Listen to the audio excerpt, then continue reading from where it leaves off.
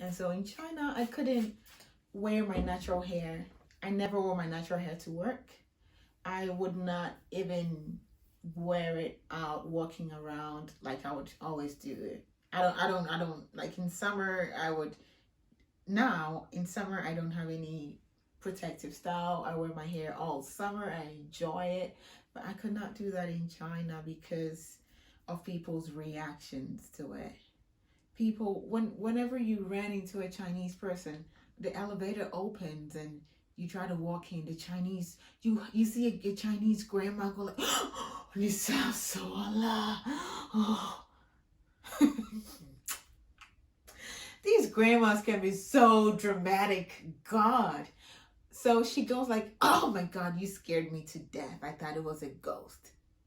Like you could literally have someone react that way. So I think we did a lot of assimilation in China. Like I had a lot of weaves, like having straight hair and trying to blend in and look not look too different from them.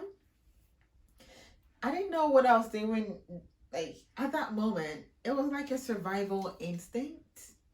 I was doing anything that I wouldn't make me stand out too much because already you have stares, people staring at you all the time, and a lot of uncultured people would just whip their phone and take videos of you and photos of you, or just come stand next to you to do this, and then they take photos without asking nothing. Like it's very normal in China to experience that. Some people take it as celebrity status, but for those of us who know, we know that they posted on their Chinese social media with very stupid comment like, look at somebody I saw. Oh my God. And some of them have never seen a black person before or even white person, anybody that does not look Chinese. So it's like, I run into somebody different, and sometimes they say something good, sometimes, most times, they say something bad. So it was not something that I was trying to stand out too much, especially with my hair. My skin is enough. And so, yeah, I would not wear my hair out a lot in China. I remember that my stories are going to be mixed up because I had similar experience in Thailand as well, but it wasn't as terrible as China. Thai people are. I mean, there are some Thai people who are even darker than me. So, like, they're quite nice. I went to meet a lady and in Thailand, and then once she saw me, she knew I was black. Like she had my CV and everything, so she knew I was black. And once she saw me, she's like, "Oh my God, you're so lucky." I'm like, "What? Like you're not that dark. Like your skin is not too dark, you know?" And I was like, "What do you mean?" I was like, "Oh yeah, we have other stuff here from Africa, from Kenya, and they're really black, but you so lucky, your skin almost like mine." And so I rolled my eyes. I'm like, "God, not again, not again." You could see that she means it from a very naivistic. I don't even know if that's a word, but like she's very naive, very ignorant. Like it's without malice. But damn. But the thing about racism in Asia is that if an Asian is racist, it's out of ignorance. But here in the West, if somebody is racist towards you, they know what the fuck they're doing. And so that is like more infuriating. So like all these ignorance you have to deal with. Anyway, back to China. I feel like China did a lot on my self-esteem as a person because I was not confident in wearing my hair. Even though my hair was growing, I was doing so much, it was flourishing. I was never confident in it. And this is something that I have never spoken about to anybody, but I did have to go to therapy after leaving China. My experience was great. There's so much money in China. I had so much money. I pride myself as not in not having any loans or any debt, but China did a lot on my psyche, and I had to do therapy after that because, boy. So, Chinese police will do random checks. when they figure out a black person lives in this apartment, they'll come in at all times, knock on your door, boom, boom, boom. Not normal knocking, like boom, boom, boom, which is scary. Like you have nothing to hide. You've not done anything, but you would be scared. It's scary. Let's check your documents. Let's see who you are, where you're from, what are you doing here, how long oh God. And for the landlords, if a black person, I don't know if it was just black person, but even though we were responsible for reporting to the police station that we're living to register our address, the landlord was also responsible for reporting to the police about any foreign tenant, especially black people. So yeah, they know where you live. But sometimes maybe you're at work or you're not home. So they'll monitor to see when you come home or not. And they'll just come knock on your door. We know you're inside. My life was easier when I did not understand Chinese in China, really. Like, Timbledore, I don't know what you're saying. But being able to understand them and hearing what they're saying, God, I wished I did not understand this language. I wish I could take back my Chinese knowledge. Like, I don't want to know this language anymore living in this country. But, oh, God. Now it's a gift. It's a blessing now because so many opportunities I've had just because I know the language. But damn, the price I paid for it. My innocence. I mourned my innocence every day. So yeah, I had PTSD after I left China. I had to do therapy because I could not. Anytime I heard somebody knocked on my door, I panicked. I go straight into panic mode because I've had enough of that in China, and my friends also experienced that a lot, and it was something that we would share our experiences or talk about every day.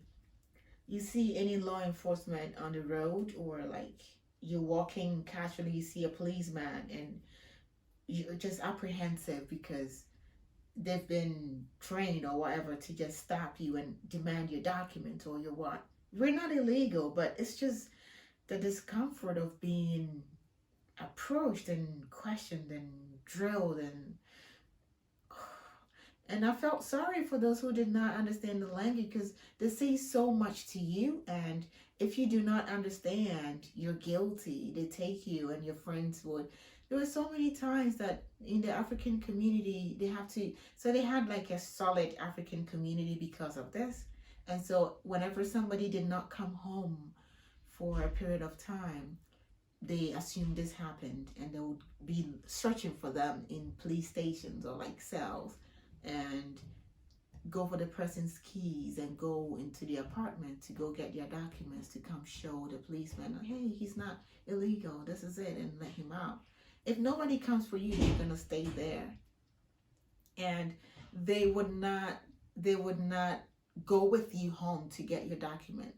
They said that you have to carry it on with you, but there's the risk of losing it. Imagine losing your passport in a foreign country. You don't want that. And so out of fear of losing it, a lot of us, I did not carry my documents all the time. And it was scary because anytime I got stopped, if ever I got stopped, I would be taken away because I don't have my documents on me, right? So yeah, the African community, I know they did that a lot for some of their people. Some of them were guilty. They did not have any document, or people they did not socialize well, so no one would know you're gone. And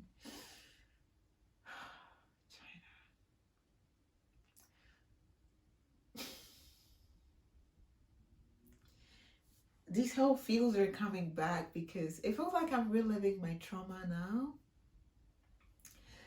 But anyway, I was particularly excited when COVID hit. I was not in China, and it was something that I blessed the gods and the day I left this country, because I could only imagine how life was for everybody, especially Black people. At a point, a lot of people wanted to leave, but flights were not available. Other countries, embassies were airlifting their citizens, and good old African leaders, Who cares? The Africans were left behind. Your embassies were very, very useless or not helpful, and it was just each one for themselves out there, which is sad. But yeah, I had a lot of traumatic experiences about the knocking bit. So I remember when I went back home, I would sleep a lot because I was jet lagged and I was tired. I also had nowhere to go. Like for the meantime, I didn't want to be all up out. And my mom would come. My mom was trying to get me to eat because I'm so lazy with food. I'm terrible with food. My mom was trying to get me to eat, and I'll panic anytime she knocks on my door or because I'll lock my door. I'll lock myself inside. She would knock on my door, and I'll just panic because I heard a knock on my door. That was how bad it was. That's why I had to go to therapy. And one of the instances I remember clearly about the knocking bit, aside they coming over to check your documents and all that. Whenever Chinese police see more than two black people or more than three black people in a place, they need to come there and they assume something is happening. And towards the final 2 years of my stay in China, I lived in this fancy place and I love hosting parties. I love house parties. So I would organize parties. And I remember I invited some friends and two guys came in a little late. They were basketball players. Some basketball players who moved to China for a good career. There's some good teams out there. They pay so well.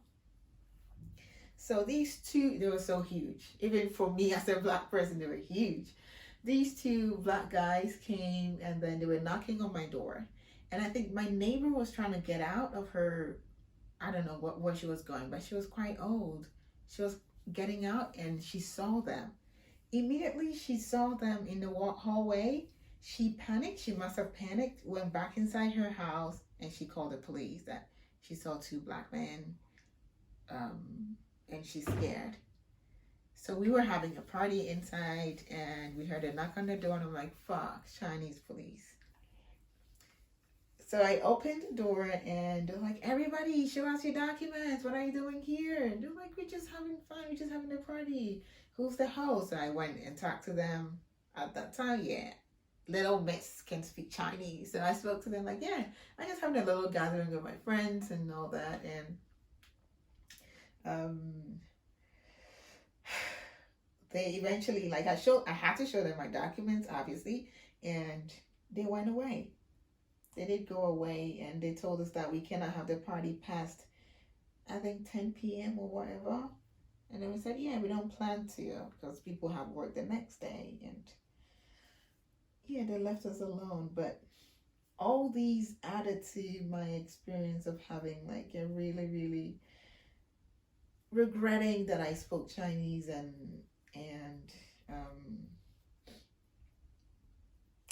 my self-confidence, my self-image. And I think one of the issues was that no matter how you looked in China, the fact that you're black, you're considered ugly and unattractive. So in China, I remember I did not try to look good up. No, I didn't try. And I think that rebellion, in a way, in as much as it shattered my self-confidence, it also made me more confident in myself. Like, this is who I am, bitch. Take it or leave it, So I show up as I am, no makeup, not trying. I mean, I love to look good. I love people with a good fashion sense. I feel good when I wear high heels and all that.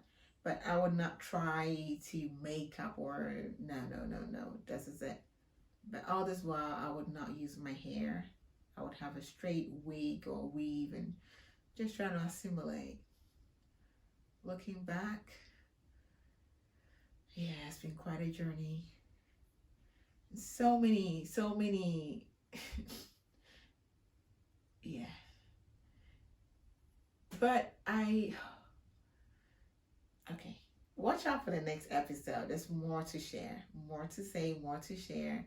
And feel free to ask questions. I think that if you ask questions, it would prompt me to remember a lot of these things, because some things I'm trying to forget, but it's worth sharing. So ask questions, and yeah, I would have answers for you.